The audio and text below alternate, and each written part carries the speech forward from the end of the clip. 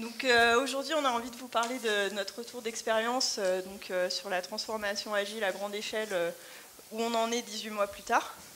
Donc peut-être juste pour commencer, on va se présenter et avant ça, bien sûr, on va remercier les sponsors du Scrum Day sans qui on n'aurait pas pu avoir cet événement. Alors moi je suis Clément Charnet, je suis le responsable adjoint du département dont on va parler. Moi, je m'appelle Myriam Roux, je suis coach agile et j'accompagne Clément et ses équipes.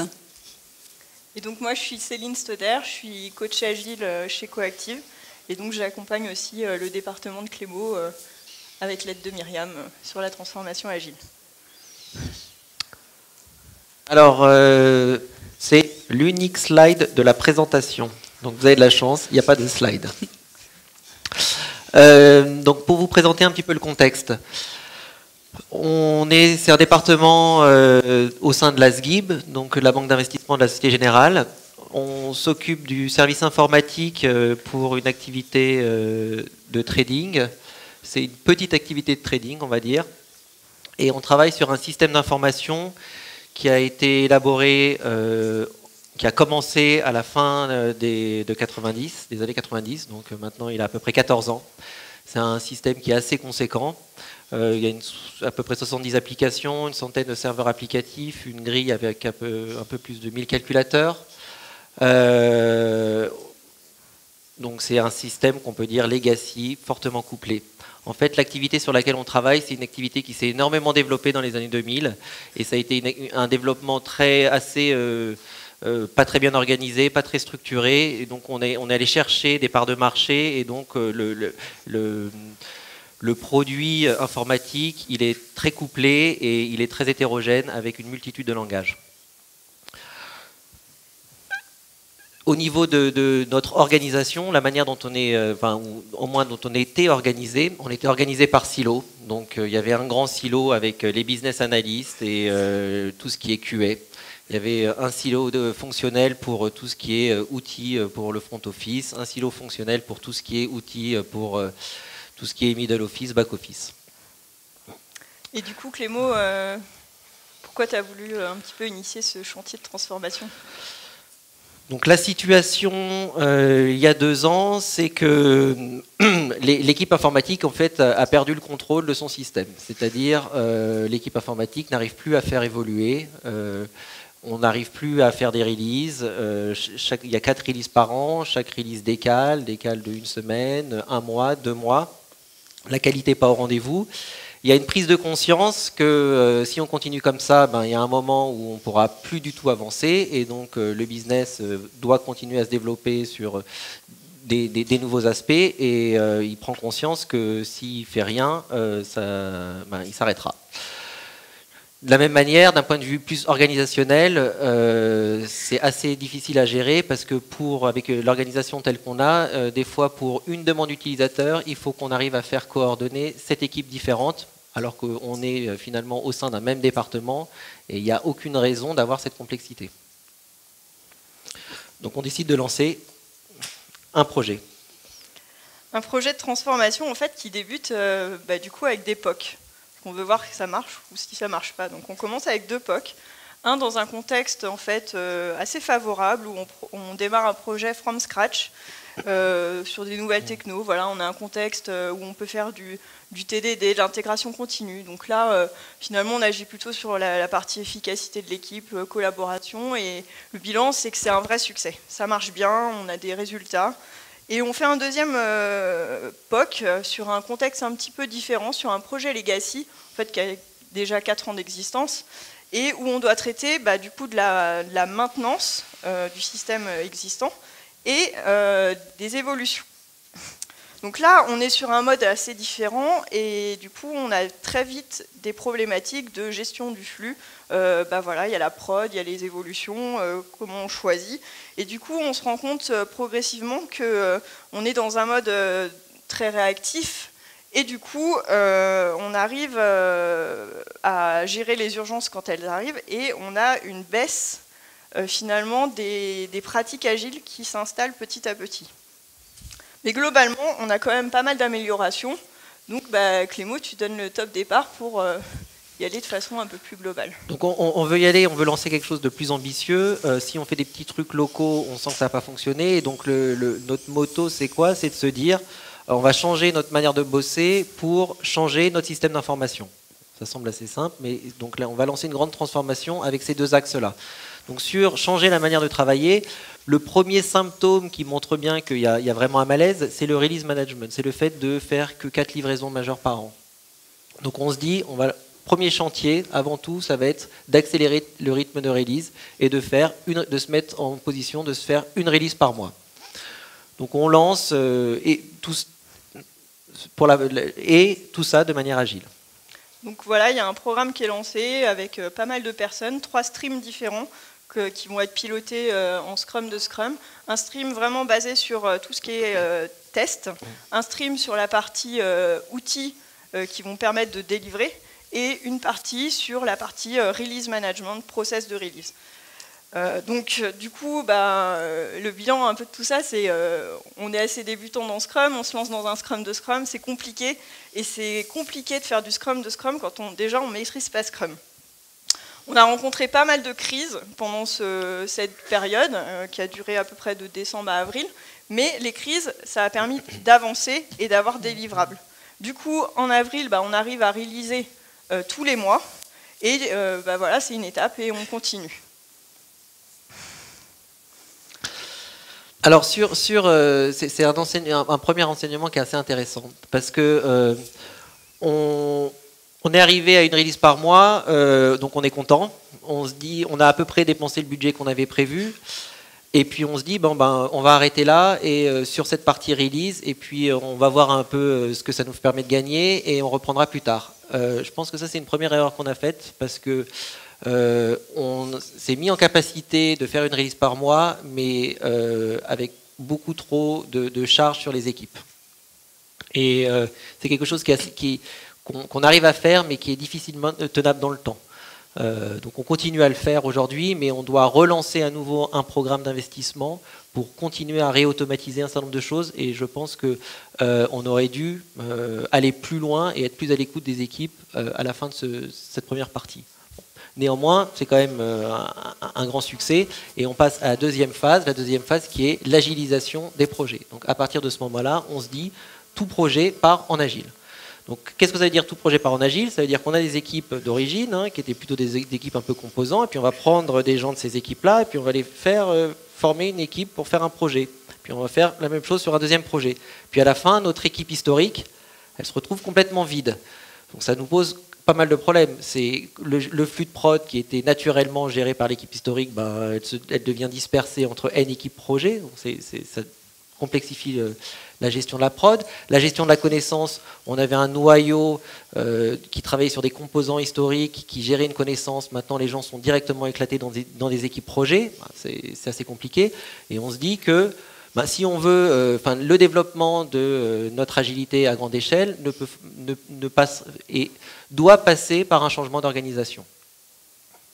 Donc on réfléchit justement à qu'est-ce que ce serait qu'une organisation agile à l'échelle de notre département. Et l'équipe de management se réunit. Il y a 2 modèles qui émergent en fait des réflexions. Il y a un premier modèle qui est, on va faire un groupe de gens qui s'occupent uniquement de la maintenance applicative et qui gèrent les problèmes. Et puis un autre groupe, un peu plus gros, on l'espère en tout cas, qui fait purement du projet.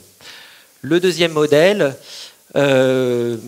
propose plutôt d'avoir un alignement des équipes polycompétentes, avec un alignement du département informatique qui se cale sur l'alignement de nos clients, sur l'organisation de nos clients. Donc c'est vraiment avoir des équipes qui peuvent gérer les demandes des clients, que ce soit des demandes de production ou des demandes de projets, de nouveaux projets, calés vraiment sur des sous-segments d'activités qu'on accompagne.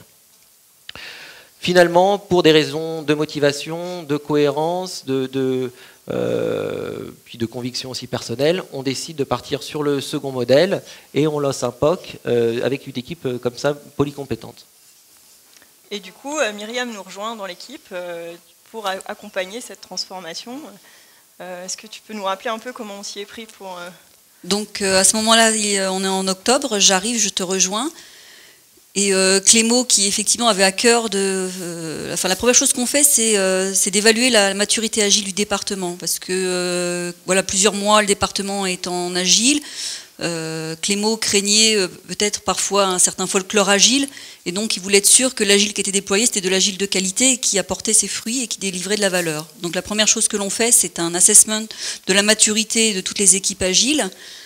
Alors, effectivement, le niveau est hétérogène, suivant les équipes.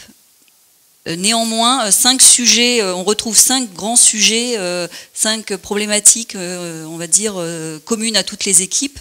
Donc la première, c'est la gestion du support et du flux de production. Avant, il y avait un point d'entrée pour le flux de support. Aujourd'hui, il peut être disséminé dans plusieurs équipes et la demande de support peut se perdre. Donc avec un manque de réactivité et de réponse au business. Et puis il y a aussi le syndrome finalement où la production chez nous c'est quelque chose qui est assez critique et on a vraiment beaucoup de règles et de choses qui disent prod first, c'est-à-dire que c'est l'urgence, enfin la prod c'est voilà, il faut y répondre et parfois prod first a tendance à devenir prod only et les projets en milieu d'itération sont stoppés, ralentis parce que les personnes doivent travailler sur du support en urgence. Donc c'est un premier problème qu'on trouve répandu de façon commune dans toutes les équipes. Le deuxième concerne le process de release. Alors certes, effectivement, donc il y a des releases tous les mois, ce qui est déjà un énorme chemin parcouru.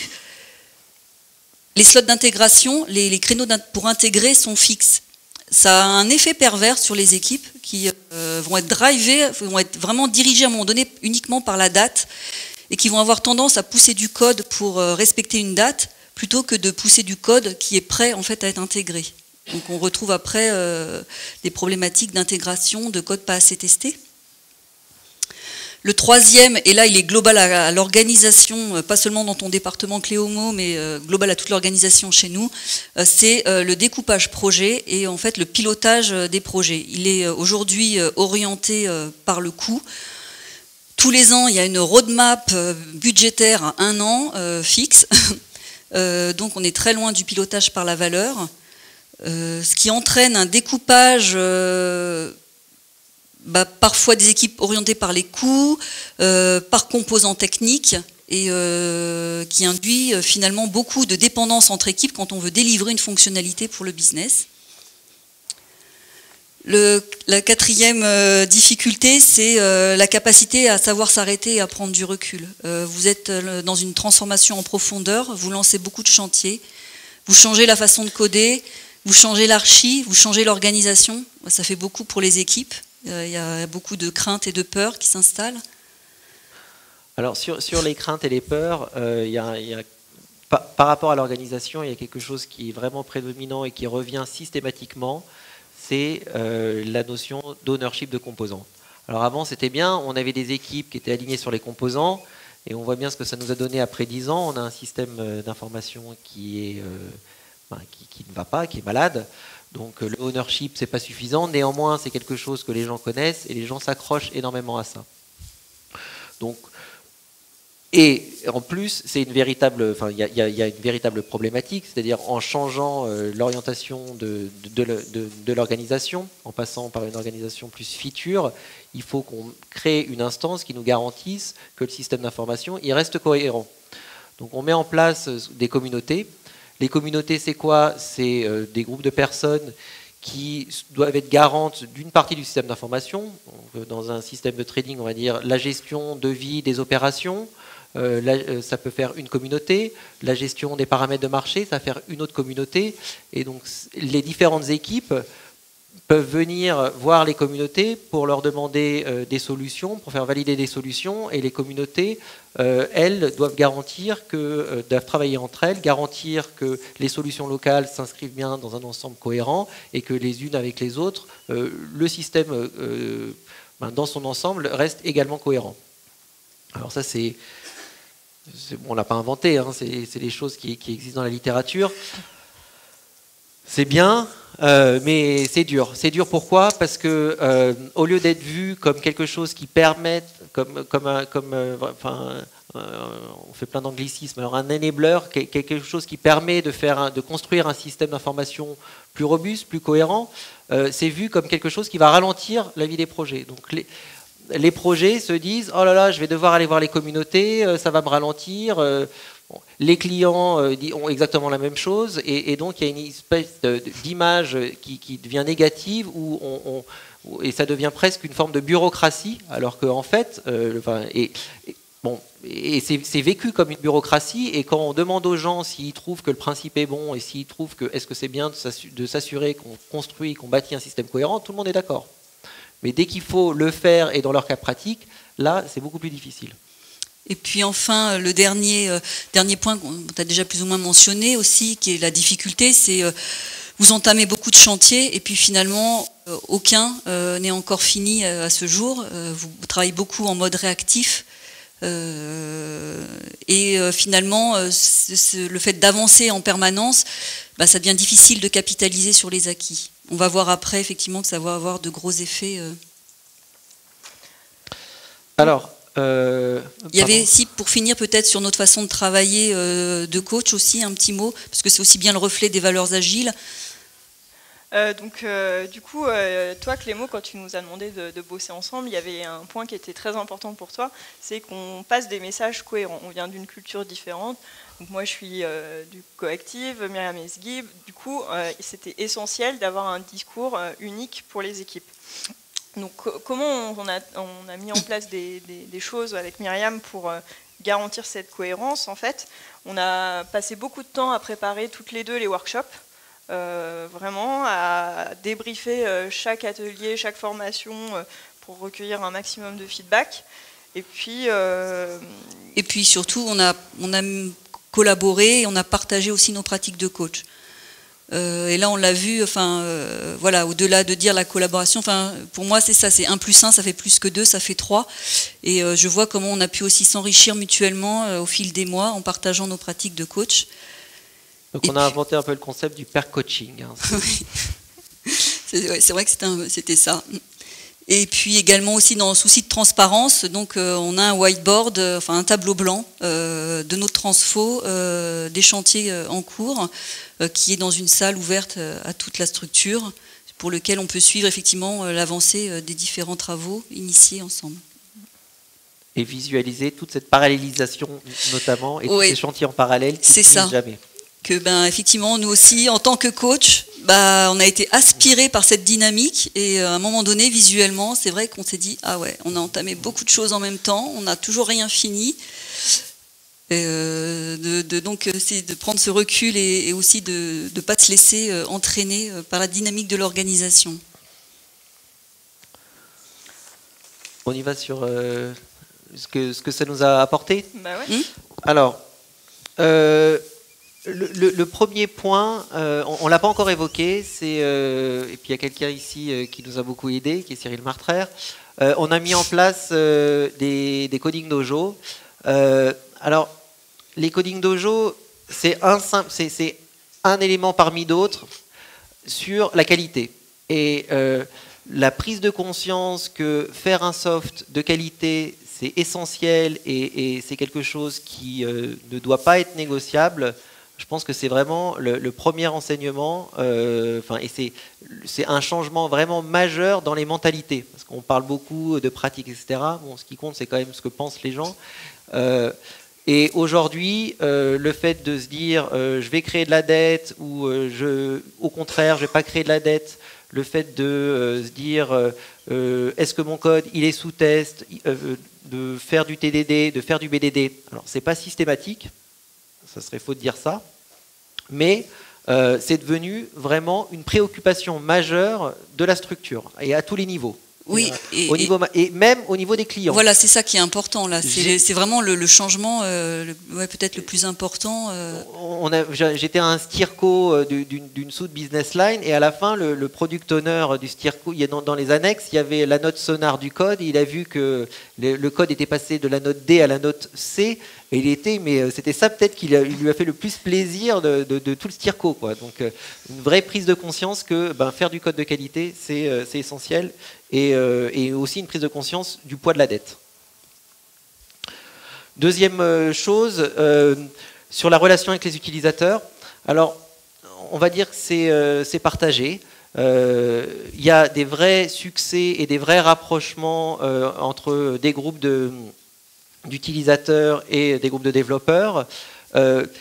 Ça existait avant, mais là maintenant ils le font de manière plus coordonnée et aussi de manière qualité, parce que souvent les petits groupes autonomes qui travaillaient avec les utilisateurs faisaient beaucoup de choses qui étaient très satisfaisantes pour l'utilisateur, mais qui étaient jetables. Aujourd'hui, quand ils font ça, ils font des choses qui sont de qualité et en plus qui s'inscrivent dans un tout cohérent. Donc ça c'est vraiment un gain, et les utilisateurs voient des choses qui sont livrées régulièrement. Donc c'est pas sur l'ensemble, mais c'est sur plutôt des choses un peu périphériques. Aujourd'hui, notre problématique, c'est pas de savoir est-ce qu'il faut qu'on soit agile ou pas. Je pense que ce stade-là, on l'a passé. Alors on dit agile, pas pour être agile, mais on voit, les gens sont persuadés que c'est une bonne chose, et la question, c'est plutôt le comment.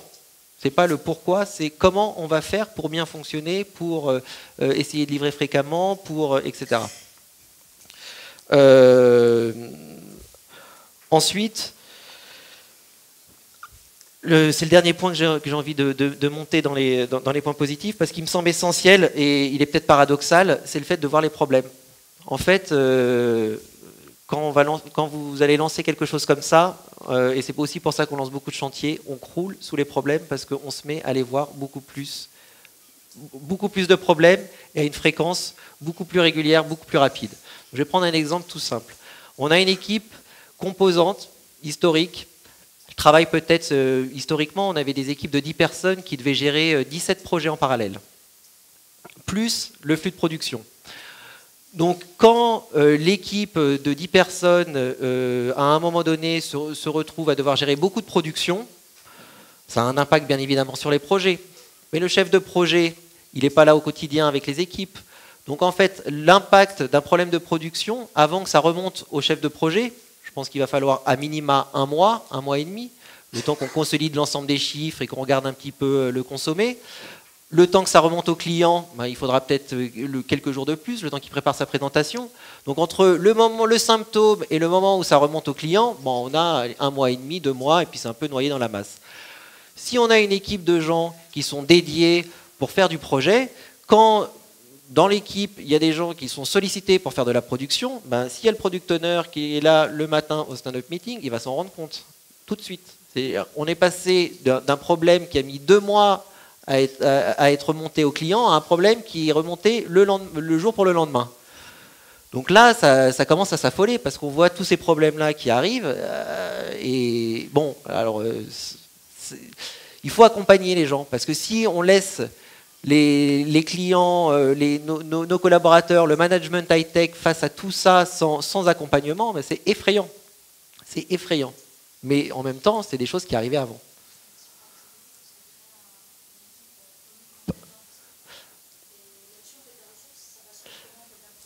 Alors là, sur l'équipe polycompétente, en fait, aujourd'hui, elle gère plusieurs projets. Et donc, il y a une gestion donc, elle est financée par plusieurs projets, parce qu'on a des projets qui peuvent être un FTE, c'est-à-dire représenter une ressource par an, des projets qui sont plus gros. Donc là, on a une équipe qui est assez grande, qui va, en fonction des sprints, pouvoir travailler sur différents projets en fonction d'une priorisation qui a été faite par un super product owner et différents product owners qui ont les différents projets. Oui. Non. Oui. Puis surtout l'implication du product owner qui est là régulièrement, et puis cette fois-ci c'est lui qui arbitre, c'est lui qui choisit sur des sujets peut-être moins urgents que la prod, mais sur d'autres sujets d'évolution. Et ça aussi c'est une nouveauté, parce qu'avant c'était l'IT qui faisait les choix et les arbitrages, et ça lui était souvent reproché par rapport à ces choix. Là aujourd'hui c'est le product owner qui prend cette décision. Puis aussi, dans les points positifs, il y a également une vraie volonté de capitaliser dans les gens. Il y a beaucoup d'investissements qui sont faits, notamment, comme tu le disais, dans les coding dojo, dans la formation des gens. On leur laisse le temps aussi pour faire des ateliers, pour essayer de trouver des solutions. Donc ça, c'est aussi un vrai changement dans l'organisation. On a dit tout à l'heure qu'on était passé de 4 releases par an à 11 releases par an.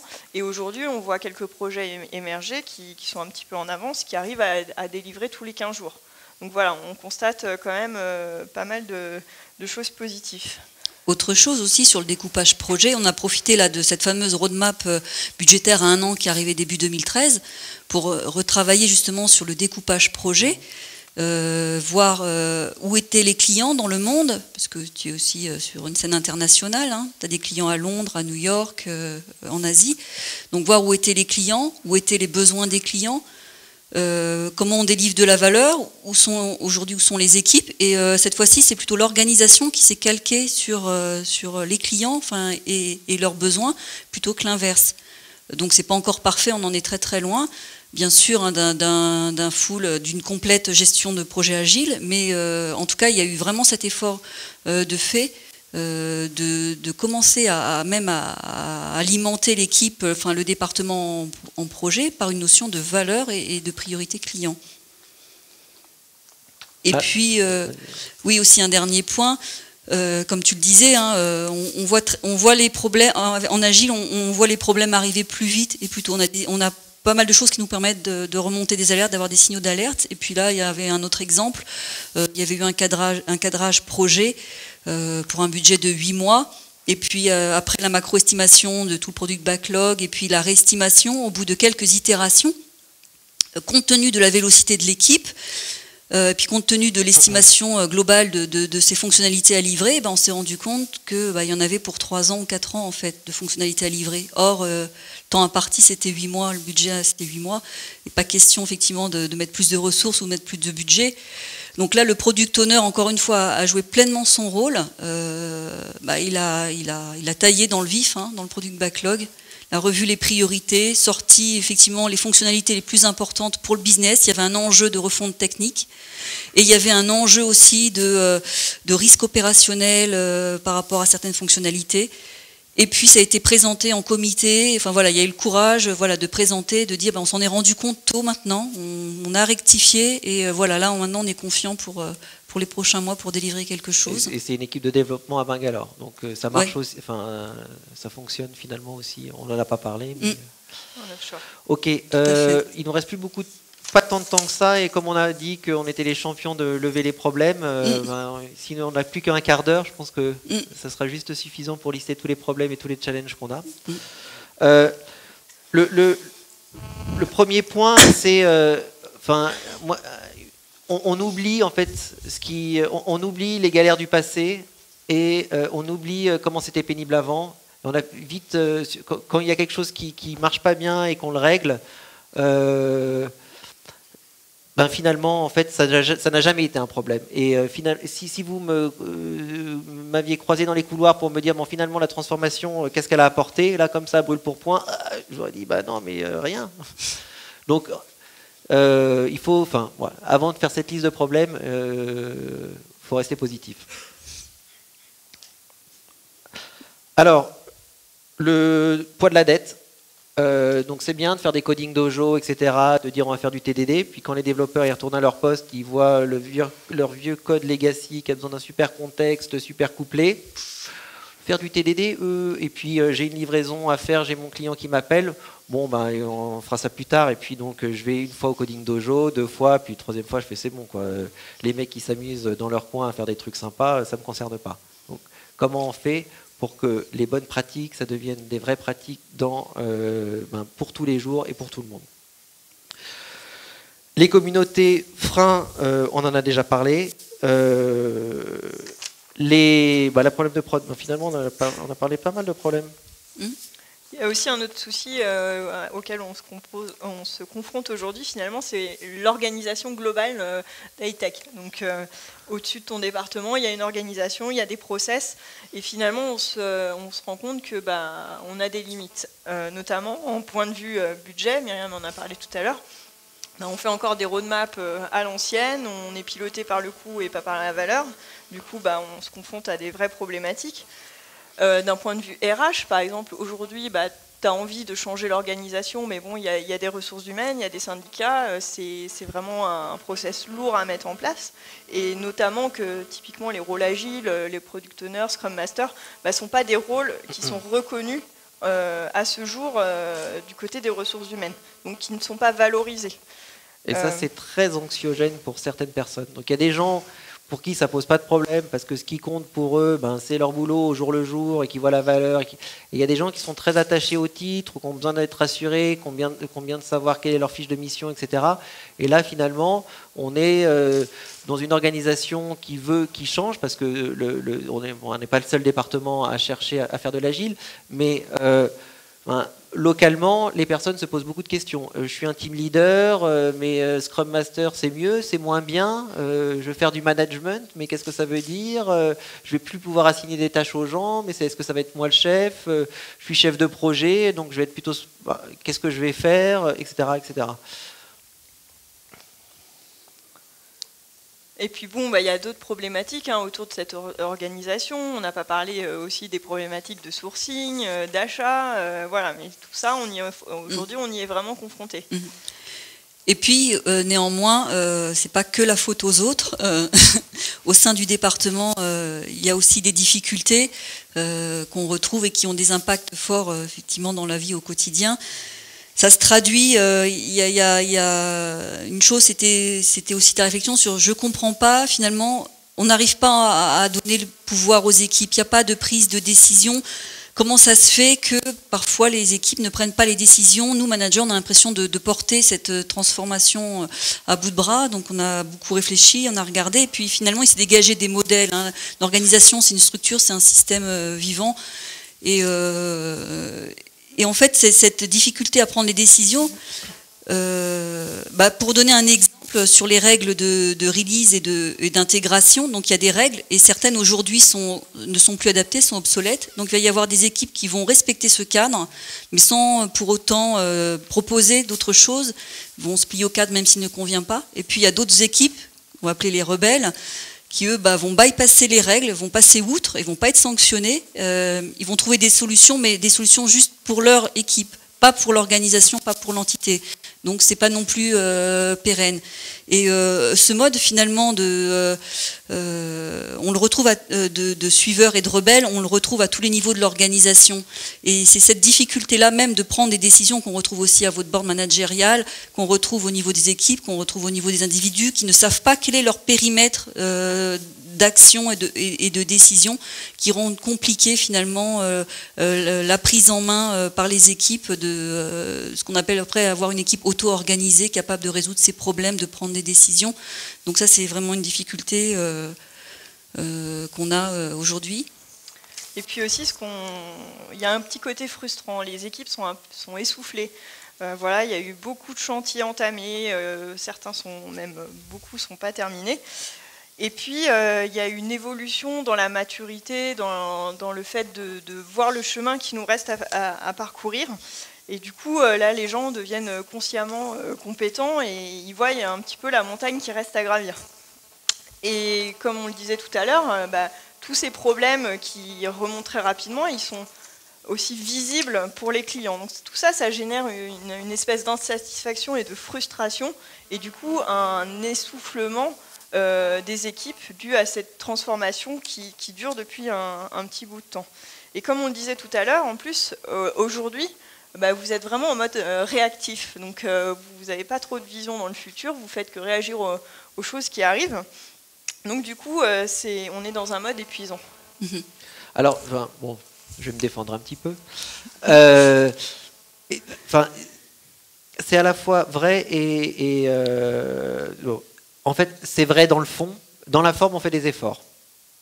Donc, nous, le board de management, on s'organise, on a notre whiteboard, on a nos stand-up meetings. Alors, on a pas mal évolué dans notre gestion. Au début, on faisait du Scrum.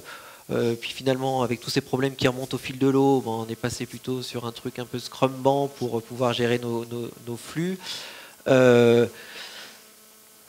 Mais régulièrement, on a un tableau avec toute notre pipe de toutes les actions d'amélioration qu'on aimerait faire.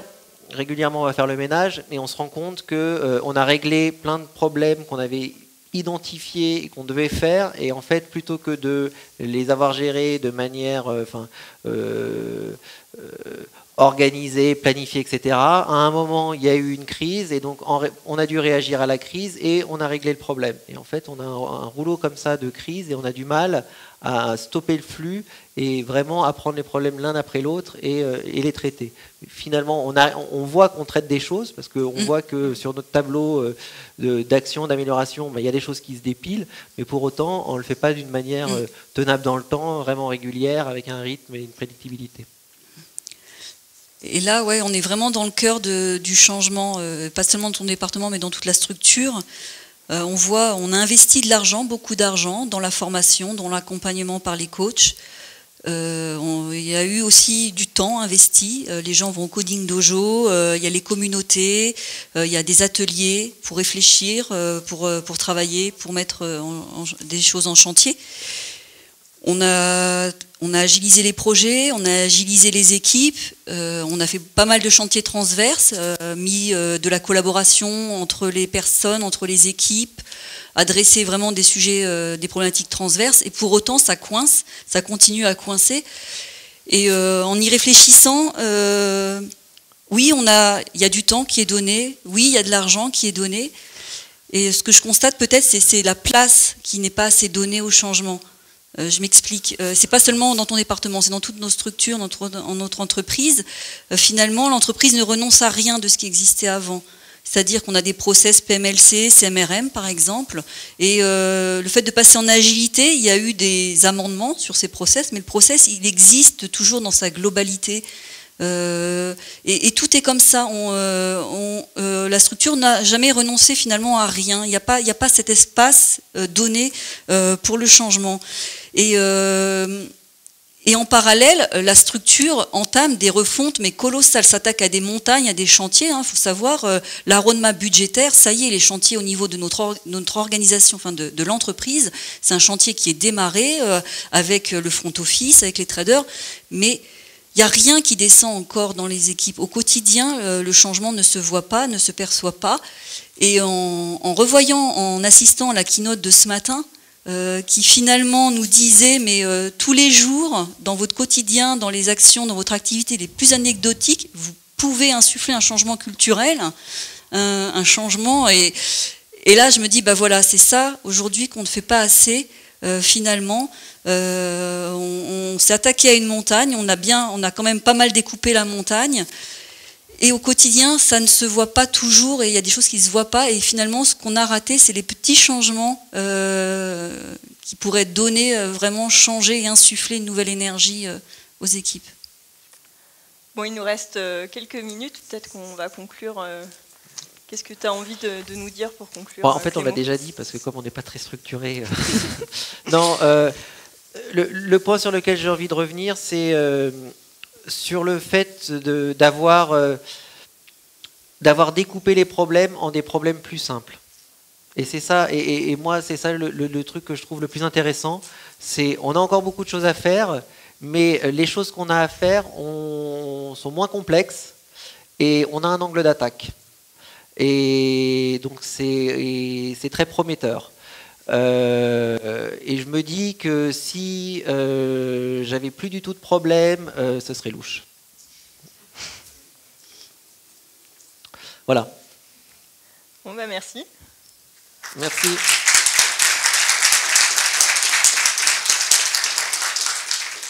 Est-ce que vous avez des questions?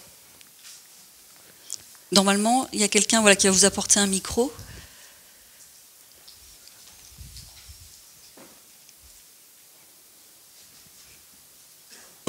Bonjour, je voulais savoir un petit peu comment vous interagissez avec des équipes qui ne sont pas agiles, en particulier je pense à GTS, puisque c'est eux qui mettent en place les applications en production. Ils sont assez peu agiles et à mon avis ils doivent un peu tilter quand vous voulez reliser tous les mois, voire même peut-être plus pour certaines applications.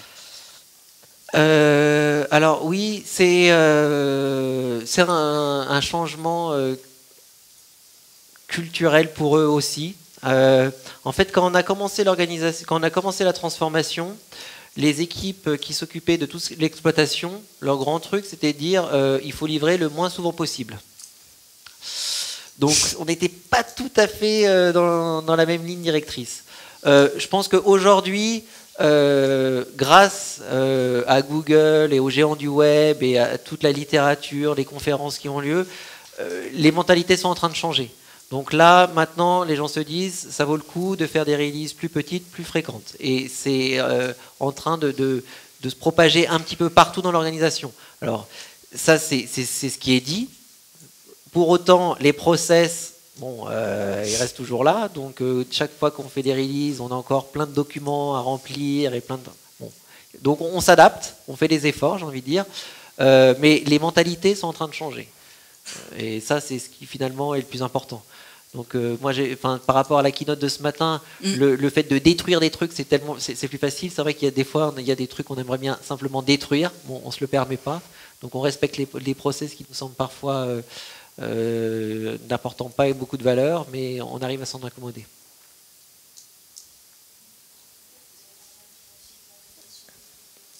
On peut juste attendre le micro, s'il vous plaît, pour que tout le monde entende. Oui, en fait, ma question, c'est que dans toute la présentation, vous parlez beaucoup de product owner. C'est lui qui décide des tâches, des estimations. Pour moi, c'est l'équipe qui décide de l'estimation.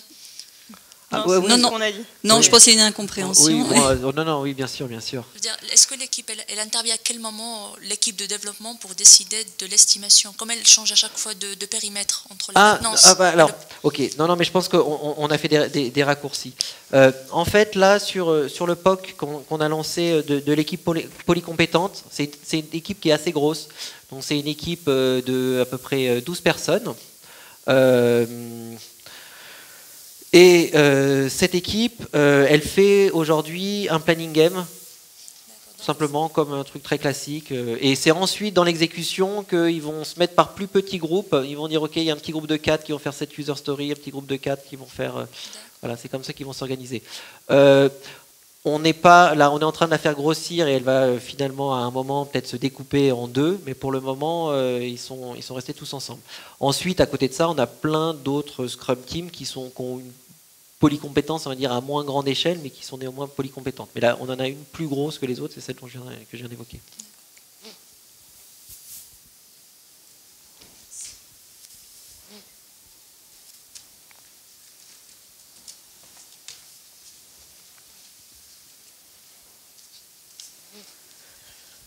Oui, donc vous avez dit que vous aviez un aspect budgétaire important et que les budgets étaient faits à l'année. J'aimerais savoir comment vous arrivez à concilier le fait que les budgets sont définis à l'année avec des méthodes d'estimation comme le poker planning qui finalement sont assez dures à concilier avec un budget fixe sur chaque projet. Pour moi, les choses, c'est pas dans... Enfin, c'est deux choses complètement décorrélées. En fait... Le processus budgétaire, c'est quelque chose qui est assez... Enfin, j'y participe, donc c'est pas mystérieux, mais j'ai du mal à comprendre comment on peut continuer à le faire, et je suis partie prenante, je le fais aussi. On se dit, bon, on va faire ce tel truc, et puis allez, en 3 heures, on dit, ça va être, je sais pas, on va mettre telle somme d'argent pour le faire. Évidemment, c'est hyper anti-agile. C'est 2-3 experts, voire un manager qui a fait une demande exprimée par un autre manager. Donc on est loin d'un utilisateur qui va voir son équipe. Et bon, néanmoins, qu'est-ce que ça veut dire? Il faut le prendre comme une contrainte. On a une contrainte, c'est une contrainte, et il faut s'adapter à cette contrainte. Donc la contrainte, c'est quoi? On a tant d'argent qui est investi pour faire telle et telle chose. Bon, peut-être qu'on va pas réussir à tout faire, peut-être qu'on va essayer de faire le maximum, mais bon, et voilà. on est très loin d'une agilité d'organisation globale, quoi. Mais on commence, c'est-à-dire qu'effectivement le budget devient une contrainte, ce qui est voilà, et on demande de plus en plus côté producteur, côté client, de prioriser, voilà, de définir leurs priorités, d'avoir une priorisation orientée par la valeur. et essayer de se séparer de ce process budgétaire qui conditionne des FTE par sous-business line et qui induisait derrière une organisation vraiment calquée alors qu'il n'avait pas de sens. Donc on commence à inverser la vapeur et au sein de cette contrainte, d'avoir un pilotage par la valeur, d'aligner l'organisation face à ses besoins clients. Et en parallèle de ça, sur toute la structure, il y a des POC sur de la gestion de portefeuille agile à plus grande échelle, avec une vision budgétaire à 3 mois, qui pourrait effectivement être changée tous les 3 mois. Donc ça démarre, ça démarre en ce moment. Il est déjà 15h20, donc on va peut-être laisser la place à nos successeurs. En tout cas, merci à tous, et après on est dispo, donc venez nous voir si vous avez d'autres questions. Merci. Merci. Merci.